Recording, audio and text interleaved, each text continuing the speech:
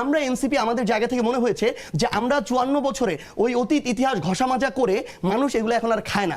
মানুষ দেখে কে তার উপরে চাঁদাবাজি করে, মানুষ দেখে কে তার উপর হত্যাযজ্ঞ করে তুলতেছে, খুন করতেছে, হুমকি দিতেছে, মিথ্যা মামলা দিতেছে। মানুষ দেখতেছে ওই লেগুনার একজন ড্রাইভার যখন চাঁদা দিতে চায় না, কোন দলের নেতাকর্মী এসে তাকে খুন করতেছে। মানুষ দেখতেছে যে বিগত 1.5 বছরে ক্ষমতায় না এসেও কারা তাদের জায়গায় শুধুমাত্র দলীয় কামড়াকামড়িতে 200 জন মানুষ নিজেদের নেতাকর্মীকে হত্যা করছে। সো মানুষ এখন কাজের দিকে দেখে, বর্তমানের দিকে দেখে, ভবিষ্যতে কার দ্বারা মানুষ ভালো থাকবে এটা দেখে।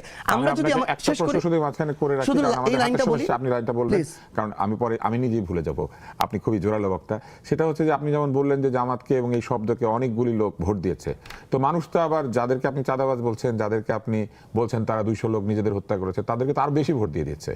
তাহলে কোনটা আমরা গ্রহণ করব? না, তাহলে এটাই মানে আপনি আপনার জায়গা থেকে ধরুন বাংলাদেশের একসাথে যেমন 40% মানুষকে বাদ দিতে পারবেন না, আবার আরেক সাথে 50% মানুষকে বাদ দিতে পারবেন না। আমরা যেমন আজকে থেকে কিছুদিন আগে বলতাম ওরা নিজেরা 4টা আসনও পায় নাই, তারা যখন তাদের জায়গা থেকে এত কিছু প্রভাবক কাজ করার পরও 67-68টা আসন পায়, এটাকেও আমরা আবার বাতিল করে দিতে পারবো না। আমরা আমাদের জায়গা থেকে ওই জিনিসটাই বলতেছি, এটা মানুষের উপরে ছেড়ে দিতে হবে। মানুষ তার জায়গা থেকে সিদ্ধান্ত নেবে কোনটা হবে কোনটা হবে না।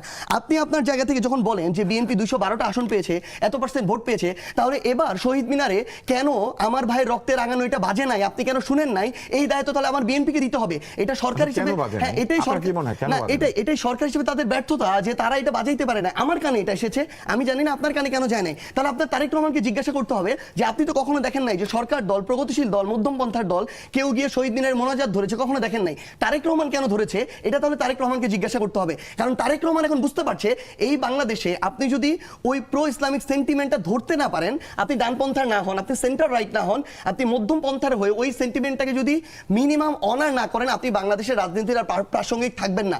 এই কারণে এই একই কথাকে জামাতও ধরতে পেরেছে যে তাদেরকে আবার শহীদ মিনারকে মানতে হবে, এটা যে না যায় না হইতে পারে, এটাই হইতে পারে। তারাও তাদের জায়গা থেকে হয়তো খাপ খাওয়াচ্ছে, না হলে জামাত তো এর আগে কখনো শহীদ মিনারে ফুল দিতে যায় নাই, এবার তাদের ফুল দিতে গিয়েছে। আবার আপনি দেখবেন জামাত এর আগে তাদের জায়গা থেকে এই পক্ষ ওই পক্ষের সেন্টিমেন্ট দেখছে আর ওই পক্ষ এই পক্ষের সেন্টিমেন্ট, সবাই কিছুটা মাঝামাঝি আসার চেষ্টা করছে। মানে জামাতকে আপনি যে ডানপন্থার সাম্প্রদায়িক দল বলবেন, আমি এখন ওই জায়গাটাতে দেখছি না, বরং জামাত আপনি দেখবেন ধীরে ধীরে সেন্টার রাইটে আসার চেষ্টা করছে। আবার এই জায়গায় বিএনপির আপনি দেখবেন একটা অংশ তাদের জায়গায় জমিয়তে উলামার মতো সংগঠনগুলোকে তাদের জোটে নেয়। আপনি দেখবেন হেফাজতকে তাদের পক্ষ দিয়ে বয়ান দেয়। আবার আপনি দেখবেন তারা তাদের জায়গায় বামপন্থার রাজনৈতিক দলগুলোকেও তাদের এখানে এসে প্রতিমন্ত্রী বানায়।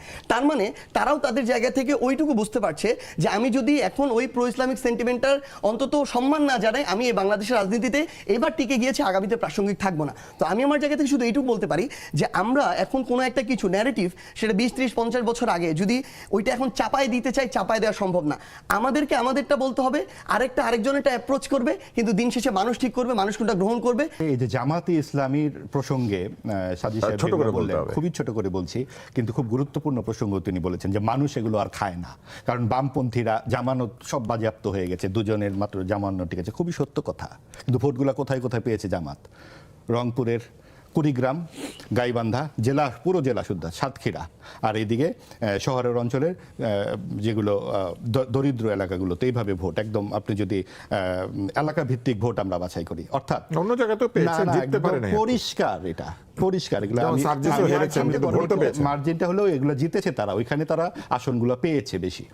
এখন যে বিশ্বজুড়ে একটা জিনিস ঘটে গেছে, Syria, Iraq, Yemen, Libya, Pakistan, Afghanistan, সেখানে প্রত্যেকটা জায়গাতে আপনার গণতন্ত্রহীনতা, দুঃশাসন, অপশাসন, ধর্মীয় নানান রকম বিষয়বস্তুকে এইসবের সামনাসামনি মুখোমুখি দাঁড় করিয়ে দেওয়া হয়। মানুষের কর্মহীনতা, মানে কর্মশূন্যতা, সেটারও নিদান খুঁজে যে তোমার জন্য সামনে একটা পরকাল অপেক্ষা করছে। কাজে আমাদের এই জায়গাগুলো তো এই যে মানুষ কি খায় তাদেরকে এইগুলো খাওয়ানো হচ্ছে।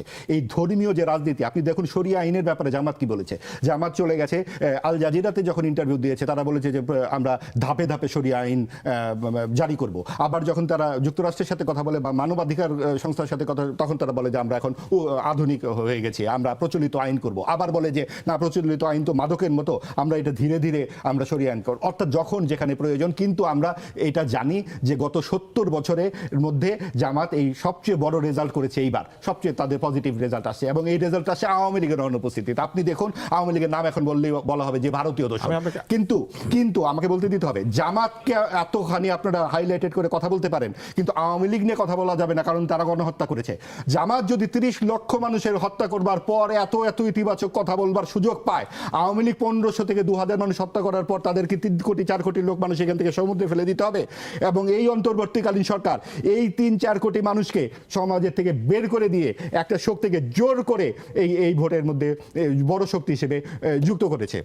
এবং এইখানে অনেক বেশি যেটা হয়েছে, আওয়ামী লীগের ভোটে অংশগ্রহণ করা উচিত ছিল। আওয়ামী লীগের ভোটে অবশ্যই অংশগ্রহণ করা উচিত ছিল, যে যদি জামাত পারে আওয়ামী লীগ কেন পারবে না। এখন এটা বললেই আপনি ভারতীয় দোষর এবং নানান রকম সন্ত্রাস করা হবে, কিন্তু কথা হচ্ছে তাহলে আওয়ামী লীগের আপনি- দল হিসেবে বিচার হওয়া উচিত কিনা? জামাতের যেইভাবে বিচার হওয়া উচিত, আওয়ামী লীগেরও সেইভাবে বিচার হওয়া উচিত। জামাত যদি 30 লক্ষ লোকের খুনের সঙ্গে জড়িত থেকে পুরো দেশ এবং জাতির বিরুদ্ধে দাঁড়িয়ে থেকে আজকে তারা মানুষ এখন খায় না, তাহলে 72 এটা করে নাই কেন? এবং 72 করে নাই দেখে ভাষা এই বদলানো। দায় আমরা এখন কেন বহন করব? আমাদের গত 54 বছরের প্রত্যেকটা দলের হাতে, প্রত্যেকটা রাজনৈতিক দলের হাতে রক্ত আছে, প্রত্যেকটা না, রাজনৈতিক নিশ্চয়ই দলের হাতে। নিশ্চয়ই এবং এই সেই গণ জায়গা থেকে আন্দোলনের মতো রক্ত নাই, এই গণ আন্দোলনে যেভাবে রক্তপাত হয়েছে সেভাবে তো নাই। মুক্তিযুদ্ধে কি এই আন্দোলনের চাইতে কম ইয়েতে গেছে? না, এবং অবশ্যই না। সেখানে অবশ্যই 16ই না, ডিসেম্বরের কিন্তু- যে আত্মসমর্পণের দলিল, সেই দলিলের লাইনে কি লেখা আছে? পাকিস্তানি সেনা নৌ বিমান বাহিনীর পাশাপাশি সিভিল আর্ম ফোর্স এখানে আত্মসমর্পণ করলো। এই সিভিল আর্ম ফোর্স কারা? এই জামাতে ইসলামী। এই 16ই ডিসেম্বর আগে 14 ডিসেম্বরে বাড়ি বাড়ি থেকে বুদ্ধিজীবীদের ধরে নিয়ে গেছে কারা? এই জামাতে ইসলামীর ছাত্র সংগঠন, ছাত্র সংঘ। এই আলবদর আল শামস, এই আলবদর আল শামসের ভাই হচ্ছে শিবির। সেই শিবিরের লোকজন আটকা 24শে আগস্টের পরে বলতেছে আমরা গুপ্ত ছিলাম। এই তারা পরবর্তীতে ডাকসুর ভিপি হয়েছে। কাজে এই শিবিরের সাথে এই জামাত ইসলামের যে সম্পর্ক, এই সব কিছু মিলিয়ে আজকে বলা হচ্ছে মানুষ এগুলো খায় না। মানুষ কি খায়? রক্কাটা খায়।